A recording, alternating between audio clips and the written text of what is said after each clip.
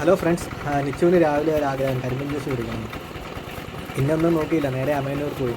അങ്ങനെയാണല്ലോ പറയുന്നത്, പിള്ളേർ എന്തെങ്കിലും ആഗ്രഹം പറഞ്ഞാൽ പറ്റുന്നതാണെങ്കിൽ സാധിച്ചു കൊടുക്കണം എന്നാണല്ലോ. ഞങ്ങൾ നേരെ പോയി. ഇതേ നിച്ചു കരിമ്പൻ ജ്യൂസിന് വേണ്ടിയിട്ട് ബോട്ടിലുമായിട്ട് കട്ട വെയിറ്റിംഗ് ആണ്. ഭായി ഇതേ ജ്യൂസ് ഉണ്ടാക്കുന്നു.